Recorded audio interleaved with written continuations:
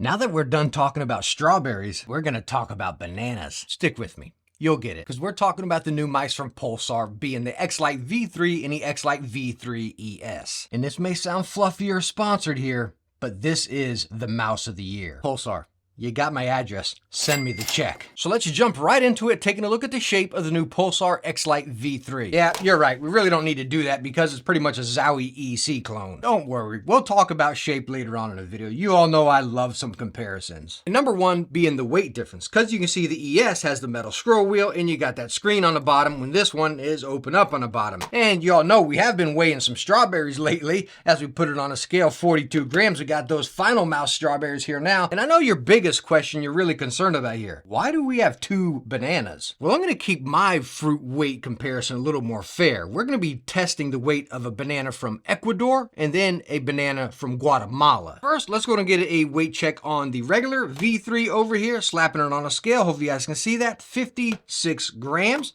Again, that's the one without the screen. Now the one with the screen and the aluminum scroll wheel. Slapping that one down, we are getting 54 grams. Now, again, our banana from Guatemala, first off, we are getting 192 grams. And then our banana from Ecuador, 176 grams. Okay, so you're definitely getting more banana from Guatemala. Now talking about actually getting the mice in your hand as far as that weight, yes, you do notice that difference. Number one, coming over here to the V3 with the open shell down there, this thing is perfectly balanced. It feels like an extension of your hand, especially for a big ergo mouse. My gosh, it is a dream. It is perfect. Again, it feels like an extension. The weight balance is distributed perfectly. Now coming over here to the ES version, the one with the screen on the bottom and then the aluminum scroll wheel, it is heavier. Now, I'm not one to sit here and harp on weight and say 60 some odd grams is heavy, but again, one to the other, yes, you can clear as day feel that weight difference. Now, the biggest thing I've noticed on my ES, again, the one with the screen, is I can feel that weight towards the back a little bit. It's not dramatic, it's not drastic, it's not deal breaking, but yes, you can clear as day feel it in the hand. I just like the way the regular one felt. Again, that balance was pristine. And now that I've lost your complete attention and all you care about is me mentioning the screen on the bottom of this mouse, because yes, it does. If it's powered on, you press this middle button, you can see it pulls up your DPI, your battery life, and all that stuff. And you'd actually change everything on it. You hold this button, you press this button up there. I don't remember which one's which. I'm not going to act like I do, but it tells you all on the manual here. It's really cool. You can change everything right on the bottom of the screen. Now, the two biggest concerns for a screen being on the bottom of your mouse here, number one being the weight, which we already discussed. Yes, you do notice it back there, but most importantly being the battery life. Is it going to drain your battery life? Well, heck, as you guys have been watching here, it turns off by itself pretty darn quickly, so no, it's not going to affect your battery life. What will affect your battery life more is the 4K polling rate. And that's one of the big differences between both of these mice. The regular V3 comes with your regular 1000 Hz polling rate dongle. The ES comes with your 4K polling rate dongle. As you can see, it states it right on the bottom. I was thinking, oh, cool, so I picked this one up. Now I can use my 4K dongle on any other mouse. Well, no, it would not let me pair that up. Unless I was doing something wrong, I tried multiple variations or ways, and it would not let me use this 4K dongle for another Pulsar mouse. So yes, you are going to have to pick up the 4K dongle if you want to get this, which this is an extra 20 bucks. So then you're at the same price of this, but you can use this dongle across all the other Pulsar mice that support 4K. You know what? You're not going to notice 4K anyways. Now, it's no secret that Pulsar makes incredibly well-built mice, but we're still going to put these mice through the ringer here. And I also am going to bust out the force gauge for our stress test. Now, when we take the V3, the one with the open bottom shell, my goodness, this thing is built like a tank. It doesn't flex. It doesn't even flex on the bottom. Let's go and get this out. We're going to test it in pounds here as far as pound force. If I take it onto the side, up to 4 pounds, no flex whatsoever. Let's get onto the bottom here. Now, if I press any further than 5 to 6 pounds, right after 6 pounds, I'm getting some flex down there. But if you're pressing this 6 pounds on the bottom, you're gaming with your mouse a little wrong. On this side as well, no flex all the way up to 6 pounds, no flex whatsoever. As far as the top up here, let's see if we get any movement there. None whatsoever. Now coming over to the one with the screen on the bottom, the ES version. This is built just as good as that, if can I say better, just because it's closed up on the bottom. Obviously you have no flex right there. On the side, again, going up to 5 to 7 pounds. I am not getting any give right here. How about on this side over here? When we press, hopefully you guys can see the seam as I am pressing, up to 8 pounds. Can we get to 10 pounds? No flexing whatsoever. My ULX flexes without even registering. This has nothing to do with these mice, but y'all want to do a strawberry force test? Let's see how much force this strawberry can take. And this is a big juicy one here. I'm going to go right here from the middle point. Let's go in. Oh my goodness, 6, 7. Oh, okay. I didn't see what that did, but it went everywhere.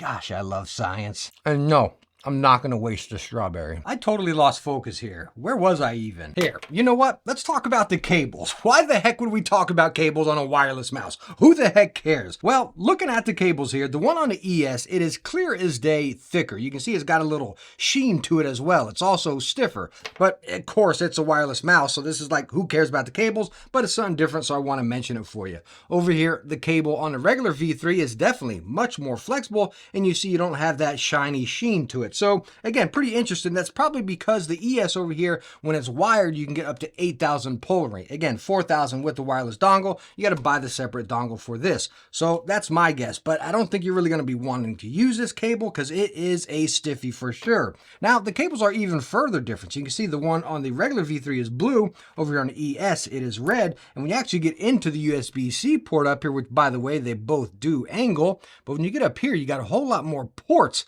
up in there. I know the camera can't pick that up, and that is just beyond my nerdism. Now, as far as switches on both of these mice, they are both using optical switches. You can clear as day see that the scroll wheels are different. You got the plastic one over here, the aluminum over here, and in pictures, you'll think the aluminum one looks a lot bigger, but honestly, in hand, they are both pretty much the exact same, but they clear as they feel and sound very different. I'm gonna give you a sound test first, and then I want to talk with you about them. So let's go and listen to, again, the ES, the one with the screen.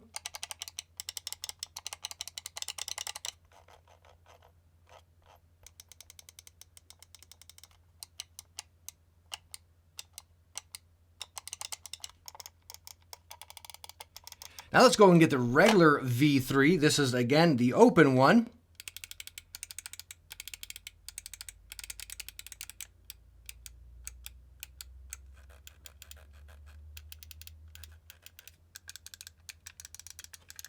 Now let's get a comparison side by side.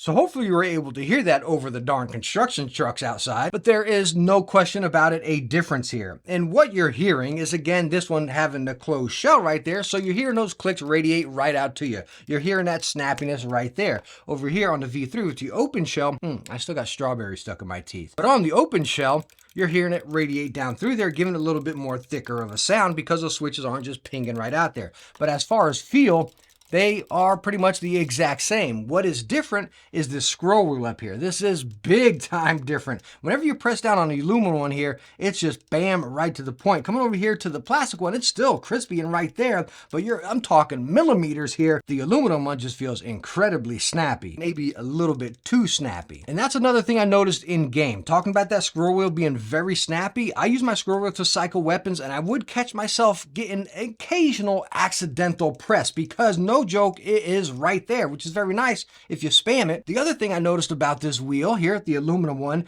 is I live down south and I got a very humid environment. I get those sweaty hands when I'm gaming, and I would feel my finger just slide across it. If I'm trying to go on and get that quick scroll or that button press, I could kind of feel it sliding out. So that was a bit of a stinker right there, because I was excited about this big aluminum silver scroll wheel. It just looked cool. It was an awesome feature and it felt very premium. But I did have a better time coming over to the traditional plastic with rubber coating. And one thing interesting I did notice about 1 and 2 on both of these mice being bigger ergo, and as you can see, the buttons are separated from the shell right there, and that crest where they split is right at the top of that hump, right in the middle. So if you are more of an aggressive palm gripper where this mouse is entirely in your hand, your fingers rest, roll right down to your palm, you're gonna feel whenever you press these buttons down, so you press down right where they split, you're gonna feel it pressing right up there. It's not massive, it's not annoying, I'm not getting pinched in there, but you do feel it. These buttons, again, you can press them all the way up here, all the way down to there. But if you are a more aggressive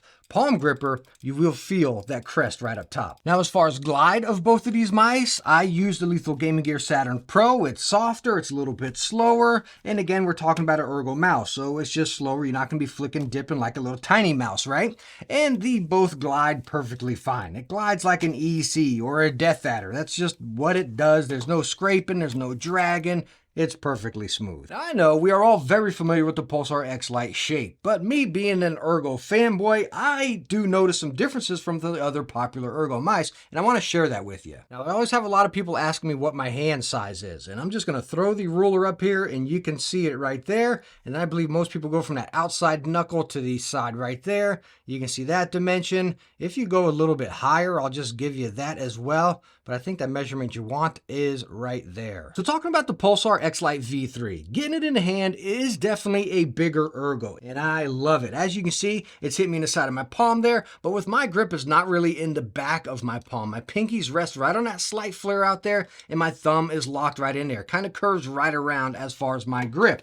So again, you can really dance around with this mouse or pull it in there. Me personally, I don't really palm grip. Like, I'm not over here engulfing and eating this mouse with my hand. You know, I don't do that with any of my ergo mice. I kind of relaxed claw right there, but I want something I can dance around a little bit where it's not going to constantly hit me over here in my palm. That's what I really like about it. Where it's kind of different is when you come over here to the glorious Model D2 Pro, it is a little bit more aggressive. You can see that swoop right there is a little more drastic, even though this is an EC clone as well. Again, that curve right out here definitely is accentuated a bit more, and it hits me back. When I come over to this one, again, I get more Death Adder V3 vibes, even though it's not the same by any means. This is more streamlined. This is more safe, but bigger. You definitely feel the V3 Pro in your hand a whole lot more than the V3E3. Holy smokes, I'm getting confused here. So if I name these wrong, please forgive me. But again, this is a little bit more forgiving. This is a little bit bigger. This is a little bit more aggressive. But of course, the comparison that really matters is the clone itself to the Zowie EC2C. Now, the Zowie EC, like just in the hand, I know this isn't talking about shape, but even the ES V3 over here feels incredibly lighter weight than the Zowie one here. This thing just feels lofty, and I'm not a weight crazy person, right? But when I actually get the regular V3 out, this is what just game changes. Going from this to this, you're like, yo, I can't use a Zowie. Where you at? You know what I mean? But as far as shape to shape, oh my gosh, again, they are spot on similar. But there are a couple differences, and I don't know how well you can pick this up in the camera here, but the Zowie EC, right down here towards the bottom, I would catch that flare, right? So it flares right here, and that flare kind of swoops, so it's coming all the way along. So you feel this a little bit more in your palm if you're kind of engulfing the mouse a bit more. Over here on the V3, it kind of comes down a little bit more straight. Now, one of the other great things as far as ergonomic comparing the Zowie to the Pulsar V3 here are the buttons. You're seeing that gap right in between. I love them. The buttons are big, which is something I always loved about the EC, but these, they stick out a little bit more. You got that slight lip on the bottom, and you got that gap in the middle. I love the gap in the middle of my button, so I can clearly decipher, okay, I'm pressing the back one or the front one. These over here on the Zowie, they kind of just flow. So you all know, I have mained these three mice over here for a long time. The Model D, the Razer Death Adder, and the Zowie EC. I love them all, but I love the EC shape better. Now, as far as coating, you can see they are both a little bit different. Over here on the regular V3, it's a little bit more of that straight up matte coating. Over here on the ES, you got a little bit more of that glossy feel. And I will tell you, if you get sweaty or greasy or anything, on the regular V3, I did get a little bit more of that constant grip. Coming over here to the V3 ES, again, over time, if I was sweating and got a little greasy or whatever, I would feel it on these buttons. And over time, as far as use, just using it over and over, like if I got grease or sweat on them, I can just take the matte one, wipe it clean on my shirt, and it looks brand new again. On the ES, with it being glossy in the first place, if I got grease on it, still trying to clean it up over and over, it just seemed to get shinier over time. And I think that's what made the ES version a little bit slick in some situations. Now hold up, we got an important topic to talk about here before you leave at the end of this video here. Looking at both of these mice over this video, like I said in the beginning, it's the mouse of the year for me. It is my new main. I absolutely love it. I love both of them. But hold up, we're talking the ES is 130, the regular V3 over here is $100. Does the ES justify that extra $30? awesome screen on the bottom, that aluminum scroll wheel. You get 4K out of the box or 8K wired, even though the wire is horrible right there. Does it justify that $30? If you want to boost this one up to that 4K, you got to spend another $20 on the dongle. So you're still looking at a $10 increase. You're paying $10 for that screen. I love it, and I love the ES, I really do, but I think the issues I had with it, noticing that weight towards the back and the slipperiness on the scroll wheel, and honestly, on any mouse, I go into the software, set my settings what I need to 800 DPI, disable everything else, set to what I want, delete the software, and I'm done. I don't change anything. So right along with the screen, I set it and forget it, and I'm not using it again. So unfortunately, as much as I love the ES, I am going to save some money and go with the regular V3. And again, even though I love both of these mice, the regular V3 is going to get my recommendation. I truly think you all are going to have a better experience with this. And plus, you're going to save some money. And you know what you can do with that money you save? You can become a Techne channel member and get that gear next to your name down there. But anyways, thank you so much for coming by for this video. I hope I helped you out, and I hope you enjoyed it. If you did, please hit that thumbs up. Don't forget to subscribe, and I hope to catch you in the next one. Bye now.